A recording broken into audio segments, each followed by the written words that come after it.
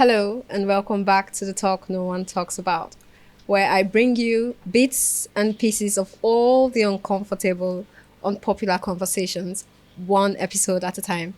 Remember, I will not be doing this alone. I'll always have here with me people with lived personal experiences and or professionals.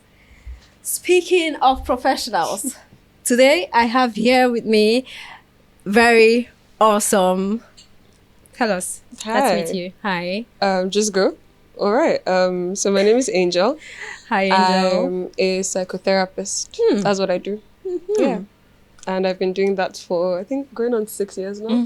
Yeah, behavioral psychology. I work with private individuals, companies I consult for, and then, yeah, just Nigerians that are facing mental health challenges. That's Aren't the we all? summary. That's the summary of it, I guess. Oh, thank you. Yeah, thank you. Nice to meet you. Nice to meet you.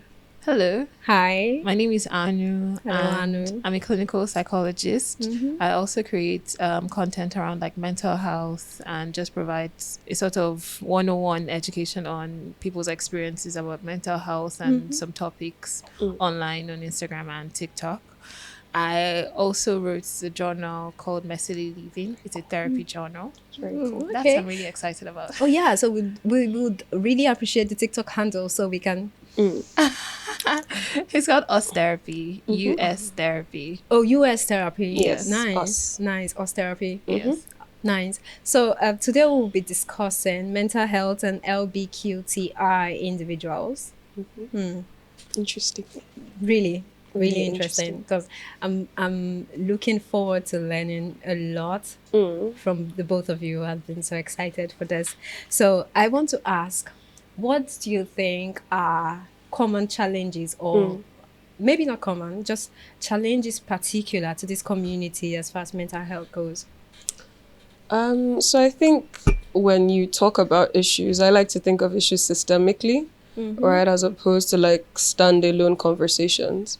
And if you're talking about this particular topic in the context of being Nigerian, there are certain unique challenges that comes with being LBQTI as a Nigerian. So starting from the fact that our institution starts from family, and then you start to navigate the world and you go into religion, you go into culture, and living with that identity in this country is heavily stigmatized, discriminated, right? So being LBQTI comes with, like being Nigerian comes with challenges, like we all know that. Yes, but we do. when you add that layer of, I guess, intersectionality, it just adds an extra. So there is the challenges faced with your family.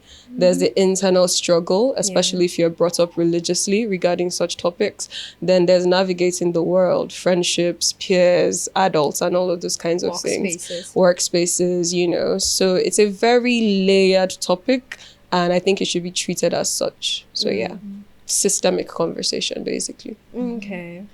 I agree with well. So someone put up a tweet the other day and say, I don't understand how queer people like exist or blah blah blah when a lot of them are anxious, a lot of them are depressed, a lot of them are this and that. And I'm like, let's zoom out a bit, right? If they were in an affirming environment, if they were validated in their experience, if they had a lot of community belongingness, acceptance, they will have a support system. Therefore, the level of hypervigilance will reduce. The level of like identity crisis and internalized struggles will also reduce.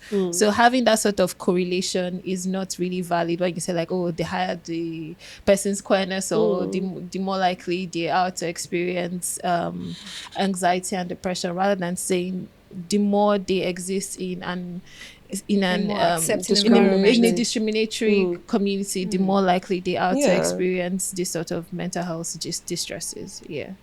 Wow. Word. Yes, word. Plenty of it from the both of you, of course.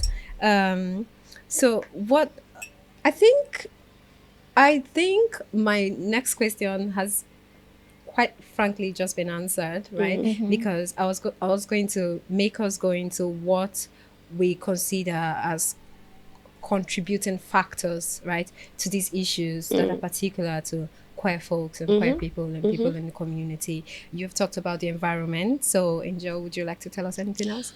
So in terms of what contributes to the stigma or the discrimination, if you open a book, you will see that queerness is African, right? And so when people say a person is not African, I'm like, they're black, they're in Africa, they are queer, they're African. Like, so you saying it doesn't exist is you just denying what's in front of your face, right? So there's the cultural element, there's a religious element, because that also came with colonization. So you look at the culture, it was imputed into it. You look at the religion, it was imputed into it. And so now it's just the mainstay where people are just like, it's a fabric of our society, but it was inserted by colonialists and we've taken it on as our own, right? So I think that's one of like two of the major contributors to the discrimination. It's just we are brought up this way, so we think this way, and then we don't question it when we get older, and then we pass it on generation to generation. Yep. Yeah, so would you like to add anything else? I think like queer people are existing and they're finding ways to hide under the radar because visibility comes at a cost. And because visibility comes at a cost, it is hard to like show that representation to other people. And because that representation is not there, the more erasure happens. So they're saying like, oh, I can't see queer people. We can't see queer people because it is at the cost of their existence, of their livelihood. They can get fired at work because there's no institutional protection and so on, right? And a lot of our history is passed down orally, right? And if there's nobody to tell these stories and so on, then the more that erasure continues. So it's just like which one comes first, risking your existence to tell the story so that our existence is validated, or existing first and staying alive so that you at least be alive. You know, literally, so you don't die, and so on. And then we suck at keeping our histories. Like the other day, is it not this year that they said that this week they said that they are going to erase our national anthem or bring down. So like generally, like queer people are existing within a community that suck at protecting history, and nobody is going to zoom into minority groups to say, oh, this your history specifically, what can we do to protect it, to preserve it, and all of that, when even the cisheads, they're still struggling to maintain their own identity and to even like remember their own culture. So we are experiencing it as a whole under like the same umbrella, and then the minority groups as well, it trickles down to that as well. Wow. So you said something about culture and how long queer people have existed. Also, just it's not a coincidence that the queer folks who live as visibly as they can, are quite frankly one of the most African people, right? In the way that they present, dressings, hairdos, and all of that. They just go out of their way unintentionally to decolonize themselves. So I just, you said that and it just reminded me. I'm like, yes, I think I've noticed this.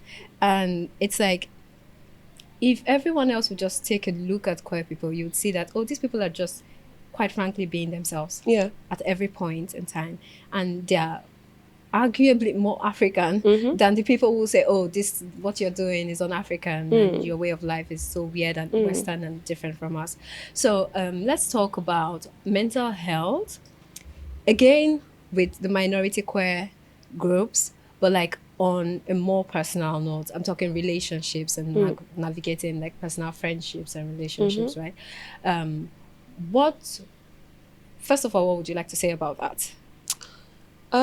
So going back to what you said earlier about like queer people being very forthcoming in their representation, I actually had a conversation with someone many years ago about this now, and the person was like, oh, why are queer people so flamboyant? And I said, first of all, that's a generalization, right? Are there flamboyant queer people? Yeah, but they are queer people are everywhere.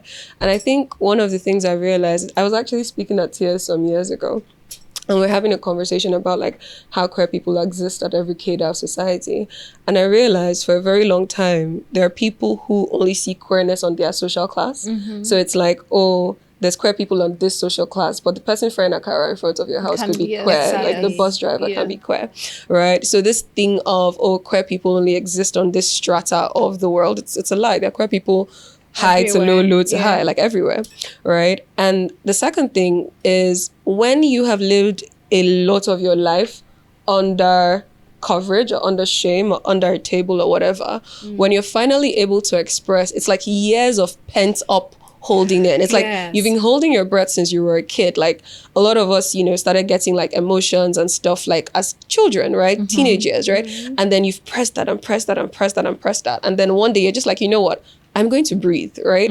And so when it comes out, I told the person it's like a rush, right? It's just like everything is coming out, like I'm going to live, So when you talk about that and then bring in the mental health, there's a good parts in terms of like expression, but there's also the compressed mental health stress of it all. Like imagine holding something in since you were, how old, and now it's here. So when people say, oh, queer people have like higher statistics of like depression, anxiety, suicide, like you said, it's like, of course, it's been repressed, right? They haven't spoken to anyone. They haven't said anything. So when you add that and layer that into navigating relationships, it's difficult because you've been in hiding for 2, 3, 4 decades, right? And now you're finally coming out. So it's like you're a baby. You're learning to crawl and then run, but you can't run before you crawl and you fall, So there's a lot of mental health struggles in the queer community. Very true, very valid. And yes, it does affect and impact relationships. Yeah. So, I feel like back to what you said about queer people either being flamboyant or being expressive. I think the idea of queerness is you interrogate systems, you interrogate powers, you interrogate culture. Queerness in itself is an interrogation of like norms, right? And when you dress either as a queer woman or a mass presenting person or a femme presenting man, you're decentering the male gaze, which is very cis heteronormative. And the moment you start decentering that, you're just like, okay, let's play around with shapes, and colors. And color is like the idea of what is flattering is just thrown changes. out of the window and then like the world is available to you. But back to relationships, right? We are products of our system. And if the system that you're living in is I don't use the word toxic, but it's not affirming, it's not structured. If you're not allowed room to build that like social muscle, because part of your queer experience especially in a country like Nigeria is a lot of isolation. You are taught to survive. So like how to go out on a date, for instance, how to negotiate conflict, how to negotiate conflict that does not have to do with death, how to negotiate conflict that does not have to do with endings, how to negotiate conflict that doesn't have to do with extremes, like that in between act of bargaining and so on, and creating friendships and just like breathing, right? That people that are outside the community do not recognize as a privilege. It's not there. So you're in this relationship and there's a lot of, suddenly you're experiencing a lot of love, a lot of acceptance, a lot of this, a lot of that, and it's like someone that has been poured their life coming into a windfall of money, and you expect them to just know what to do, just know what like fork and knife and Just cutlery act to like- use, Just act like you've been there before. Exactly. but you haven't. And when you haven't, you've not built that practice, right? And that will show up in relationships. And when you come into a relationship, you're coming in with all the stories of what you've been told as love, all the stories of what you've been told as belonging, all the stories of what you've been told as care. And 2 people or 3 people, depending on the dynamic of the relationship, are coming with all of that story. What are we going to do here? Right. That's so cool. So mind opening. And I also think it manifests not only negatively, right? Because I think that it's a major contributing factor to the intensity of queer relationships. Yes. Right? Yes. Because I was having this conversation one time and I was like, this makes sense. Like you've lived your whole life bottled up. Yeah. And when you get the chance, it's like, oh my God, there's a lot of things to feel. There's a lot of experiences to have. And then you have to shock it all in a short period of time. Yeah. So, thank you very much. You're welcome. I hope you've enjoyed this as much as I have. We're not done yet. But yeah, so let's say talking about mental health and accessing mental health solutions, right? Healthcare solutions as far as mental health goes. I know, or I would say that a lot of queer people still hold back, right? From expressions, from being vulnerable, not even knowing where to be vulnerable and who to be vulnerable with, right? And all of that. What do you think could be done to encourage more openness as far as mental health goes and like the issues that queer people are facing at different areas in their lives, right? And like all over the world, because like you said earlier, there are queer people everywhere, right? What do you think should happen, or what do you think we can do as a society, and like people like you, right, working in the mental health space, right? What do you think can be done to encourage more openness? So I think, again, like having this conversation systemically as opposed to standalone, because it's not isolated, right? It doesn't exist in one shape or form. In terms of being more open and accepting, the culture has to change. And I think that's one thing that I appreciate with as time passes and generations shift. All right. So I think I was reading like Tia's reports for this year. And in terms of acceptance, every year there has been like increased acceptance. And Nigeria definitely has a larger youth population. And I know when we go on social media, it looks really bad when you see like comments and stuff. But in the same way there's bad, there's also people that are just like, okay, like it's fine, it's cool, like moving forward, right? So I think on a like global continental level, just moving like that little inch, little by little, whether that is in family and cultures and things like that. And I think just having more conversations, but again, it's really difficult. So I won't dispute that, because I remember like years ago having someone walk in and telling me the identity, and I was like, oh, cool. You know, and they said, you're not going to ask if this is real or when I started to feel this way. And I was just like, you didn't ask me when I knew what I liked, right? So like, why should I ask you? And they just burst into tears, because they're like, oh, this is the first time someone hasn't questioned and just accepted like instantly. And I said, I'm accepted everywhere I go. Nobody questions me, you know?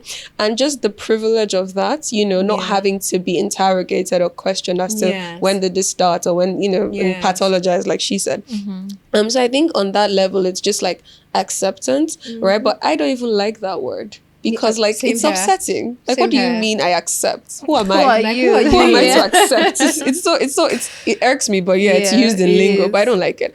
But anyways, going beyond that, in terms of mental health, I would say like knowing the organizations, because a big thing Hanu said is talking about like survival, right? You can't just like go anywhere to seek mental health as a queer person in Nigeria, realistically speaking, right? So you approach someone and they're giving you church flyer, or they are saying, come to my church for like deliverance, right? So you also have to be very careful. And I would say like when you're reaching out to a practice or something, find out if the practice is secular, find out if the therapist is secular, find out if the modality they practice is accepting, no affirming of your identity and things like that, right? But also there are a lot of organizations now. Your organization is doing very good work. Tears is doing very good work. So there are organizations that if you don't want to do the groundwork of like finding a therapist yourself, just reach out to the organization. Like the organization will link you with someone who they are sure of, right? But a big thing for me when seeking mental health is safety, because again, you've already been repressed your whole life. You don't want to put your brain, you know, and your mental health in the hands of someone who is just going to treat it like paper, you know? So yeah, that's what I would say. It's just like, be very sure of who you're putting your care in. Yeah. Wow. Like queer mental health and therapy and affirming therapy is part of queer advocacy. So it has to start on the systemic level, like she said, putting your mouth in conversations like this, in podcasts, in providing that sort of education, in separating pathology from identity, because who you are is who you are, and it should be celebrated and affirmed, nothing less. But on an individual level, I would say also look out for cues that speaks to affirming spaces, like what is their content on social media, like what is their client intake form, like what conversations do they contribute to, do they offer virtual therapy, especially for trans people that might not be comfortable coming into the office, do they offer like virtual therapy, can you book a free consult session to ask questions like, hey, do you provide affirming therapy, what is your background on this, what is your, to like actually interrogate them, because like while that is a kind of burdening, it is a necessary safety check for you to do. And then even at the beginning of the session of like your intake, like the client's intake form, and I think therapists can even adapt this, like what are their pronouns, what is their name and their legal name, because like their name assigned at birth might not be the name that they go by now, and actually explaining it to them, and in the first session really establish that safety mechanism. When I was looking at Tears, and even now sometimes like clients will come in and they're like dodging the pronouns, and I'm like, okay, let's pause for a bit. My name is Hanu, and I'm a queer affirming therapist, and my pronouns are this and that. Are you? And they're like, Yes. So when she said, and I'm like, finally, let's get I just started. did that on the form, right? So on the form, I just have it like I all the love pronouns. that. I'm just like, pick, pick yeah, one, and that's what your notes it's are just recorded necessary because like sometimes they just feel like just in case, so let's not. And it's like no, Like this one foot breathe. in, one foot outside. You know, Like, it's I like don't know let's what I'm just going to breathe get from this. So like having cues like that kind of signals safety. But Yes. like whatever question that you want to ask, ideally it is your time, it is your space. Ask the question, and if it's not safe, shut it down immediately. Yeah, definitely shut it down. Yeah. So, what I'm getting from this a lot, actually, one of the things I'm getting from this is mental health solutions are probably still only available to like a few sets of people. I'm talking people with access to like social media Yeah. and access to the information that these spaces exist, these affirming spaces exist where they can be and just be vulnerable and talk, right? So what would you suggest on the long run, right, people can do, especially in rural areas? Because like it or not, queer people exist in the Exactly. villages, in the communities without network, in the communities without roads, without phones and all of that, right? So although the well-being of these people are probably not, I won't say are probably not tied to like their queerness and all of that, right? Some of them express very freely, especially in rural areas. People would be surprised. But like, what do you think, or what would you suggest, like when you think about queer people without access to technology, without access to the phones and televisions and all of that, what would you think is a workable solution, right, to get to these people, right? Because no one else would, except for queer people, work in queer feminine spaces, right? No one else will. The cis people will not be thinking about queer people's mental health in places like that. So when you think about that, what comes to mind? This is an interesting question. It right? is. Because again, talking about like class privilege and like environmental privilege. So we live in Lagos, right? Yeah. And Lagos is quite accepting, right? But there In are some spaces. in some spaces, yeah. But like there are 35 other states, Yes, right? And yes. there are queer people in all of these Yes, states, there right? are. And there are queer people at every socioeconomic level, Yes. right? So in terms of how to get to them, I guess that is where organizations come in that exist, right? Because like you said, there are spaces. I was listening to a podcast of like a queer person who started an organization in 2005. I can't remember their name right now. But in that podcast, it was really interesting to see the work that organizations like this do, right, in going into these places. And yes, the government does have a responsibility, but there's a lot of responsibilities they are not, acting on Right. generally. Right. So to wait for them is just to wait forever, Yes. right? So that's where the individual, the micro and the macro comes into play. Yeah. Whether that is organizations, whether that's volunteering. Both of us have, we've done years in NGO spaces, right? So Same here. again, it's the thing of community. Like if the government isn't willing to save anybody, if religion isn't willing, culture isn't willing, then the people in the community have to save themselves, right? And that is where looking beyond your income class or your socioeconomic level comes in. Like you can't just sit in your, parlor in Lagos and just be like, oh, queer people are safe around Nigeria. Like that's not realistic, right? So coming outside your penthouse, right? Looking down, like what can I do to help the down below? It's not a straightforward solution because it's so layered, right? Because even in these communities, I remember traveling through Nigeria at a point and I was in a state that hadn't had electricity in 10 years. And I was like, what do you mean you've not had electricity in 10 years, right? So in that kind of conversation, is it virtual therapy? How do you get to that kind of person, right? In that culture, in that community. So are there cultures and places that are more affirming, right? Even in these rural areas, yeah. But there are also places where it's still heavily stigmatized, right? So again, it's a very nuanced conversation. It's not linear, but that's why we're having these conversations, right? To continue to just reach down inch by inch, generation by generation. 100 years ago, I'm sure people were not doing this, and now we're here. 100 years from now, the steps that we're making, someone is going to stand on top of it, right? So that's what I believe is just standing on the shoulders of those who came before you and putting your shoulders for other people to stand on. I agree. Yeah.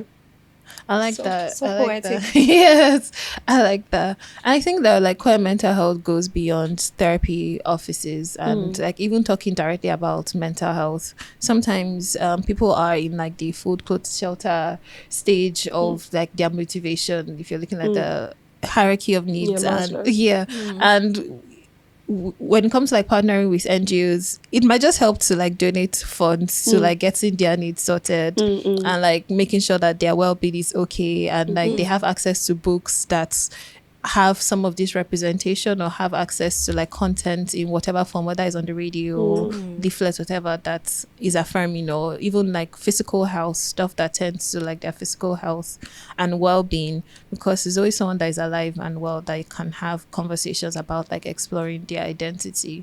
So if NGOs are doing stuff within these communities, it helps that on some level you're partnering with them, donating, talking, giving your time, and then whenever they're ready they will start like engaging in that dialogue, because like mental health, if you're hungry Yeah, You're true. not even thinking. you're You not don't even thinking know. about True. even though you might be aware of it, but it might not be like front and center. Yeah. So it's also like, are they centering that, and if they are not, what are they talking about, and how can we also prioritize their needs, because it's not up to us to say like, oh, this is important to you because your True. identity da, da, da.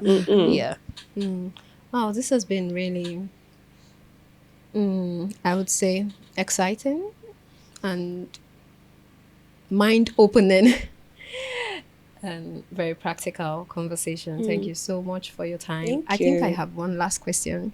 All right. You know, talking about like affirming environment, right, and queer presentations and the differences in our queer presentations, right? Because queerness is as fluid as sexuality is fluid, and gender, I believe, is as fluid too. Yeah. So, what challenges do you think are particular to trans and non-binary folks, right? Because one thing I understand is that the more some queer people and categories of people are more socially fitting, right?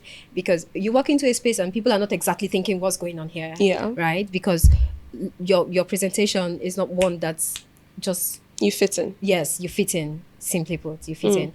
What do you think is different for people that don't fit? I'm talking trans people. I'm talking non-binary people who walk into a space in the Nigeria that we are in today, and people are immediately asking questions within themselves. Yeah. So, So I think like Nigerians on a general level, so you know the mind-mouth connection. I think Nigerians are very quick with that. So like we don't see something and keep quiet. Like you go for a family function now, somebody's like, you've had it with it, you know. So we're very quick with that, and I think it extends to all things. So Nigerians see something that doesn't fit, and immediately their mouth is open, right? So that is already a thing. It's the constant talking. Is the constant explaining. Oh, why do you dress like that? Why do you do this? Why are you that? So there's that constantly being on performance. It's like you're on a stage that you didn't ask for, and people are constantly questioning you on Yeah. that stage. That is exhausting. It is. For anybody. It It's is. just like, I just want to be, you know, and people are trying to look at what box to put you in per time. So I think there's that. There is also just the dysphoria of it, right? Like being assigned one thing at birth, growing up and realizing I don't, you know, that's not it. That's not me. that's not how I feel. When you add the layer of like culture and religion, especially in this part of the world, it is, I want to say a word, but I don't know if I can swear, right? But it's a can. mind, is a It's a mind, safe is a mind space. fuck, right? Because you're just like, yeah, I don't, this box, this box, and you, it's that, right? And then you have the fact that you can't have these conversations. So you're not going to meet like a Nigerian Pentecostal parent and be like, this is how I'm feeling. Because you're already been told from birth that like you're a sin. You know, so there's all these mental gymnastics you're doing in your head. And then you grew up with that. So even if this person wasn't born clinically depressed or anxious or having like bipolar or whatever, there is the mental torture and stress that they've been through for years and years and years, right? And that is why one thing I really appreciate, and again, this may be because I live in Lagos, is community. But I'm sure there's community all across Nigeria. I haven't gone to all the states. But that is why community is so important. Finding people that like have the same questions that you do, right? And have the same experiences than you do, right? So yes, there are mental struggles, but there is something I've seen when people find community. It is that exhale. it's not just me. You know, I'm not the only one feeling this way. Like, I'm not alone, right? And there is just something about, like, when you travel. So I remember reading a book, and the lady said the first time I felt black was when I landed in Heathrow. Like, in Nigeria, I don't feel black. All of us here, you know, are the same. And I think that is the thing with community, is when you step into a space and your people are there, you're just like, okay, nobody's asking me to perform. We're all being. Nobody's so right? curious. Nobody's so curious, you know? And I think that is one thing that helps. So when people talk about mental health, I'm like, have community. Before you do the therapy, before you do, it's just, it takes half of the work. Half of the work is just being and being able to be, you know? So yeah, that's what I think. Wow, thank you. Yeah, like what she just described is like minority stress, where because you are in the minority of a community, like trans people so far make up less than 1% of the world's population, and then you experience that sort of invalidation over time. Yes, you experience that sort of like lack of affirmation happening, and like it's chaotic, it's everywhere. You're spotlighted and you're either interrogated, dismissed, fired from jobs, and so on, and you're told all of these stories about yourself that can create internalized stigma for you. So you even find yourself like internalizing a lot of these things that people are saying, or having to do that constant work of separating the outside voices from who you know yourself to be. So that sort of isolation. So, and I just had that in an interview with someone talking about her experience of being a trans person at work, and she said that one of her ways of coping is separating from her co-workers and just like being by herself, so that she doesn't ask and answer a lot of questions. And I thought that was very isolating, because I met my best friend at work, and like every day I go to her office and we're just like gisting, and that is like a community. And for her, a space that you spend 70% of your time is a place that you're spending 70% of your time alone. So that is just very, very isolating. So I agree with her that like community is a thing.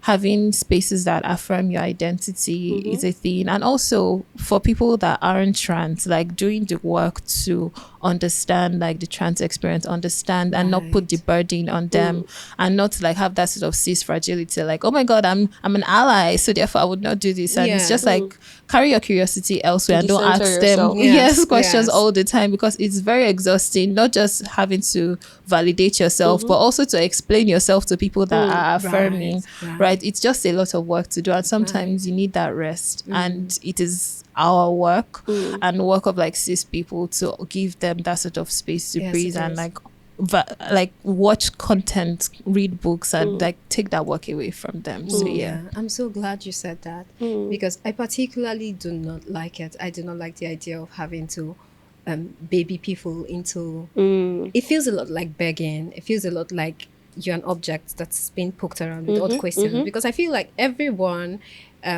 would be offended if someone walked up to you and start asking you like questions about the very obvious things about you, like, are you really black? Like, what does it feel like to be black? Like, are you sure you're Nigerian? So are you black on Mondays or black on Tuesdays? Yes, exactly. So, and it's like something that you can't change about yourself. So it's so weird when people do that, and I always tell queer people, like, please don't put yourself in a position unless you absolutely want to, unless you feel like, because some of us have the energy to do that, to like encourage questions and educate, but everyone shouldn't do that. And I always tell queer people when I meet them, I'm like, no, you don't have that burden. Sometimes it's a struggle. They're like, oh, this was so difficult for me, I had to deal with all those questions. They don't deal with it. Just be safe and just also take care of yourself. Thank you so much for your time. This has been really exciting and enlightening, and I hope that we can do this again sometime. Sure. Absolutely. Sure. Thank you. This was fun. I'm getting free therapy after this. Thank you so much for your time. Please do like, subscribe, and share, and see you again some other time. Oh, wait, don't forget. We want to hear from you. I'd like to hear all your questions about your mental health struggles, questions about people that you know, right? Personal relationship questions that you think that as a community or as an organization, IGE can answer for you. We'll be waiting in the comment section. Till next time. Bye. Bye.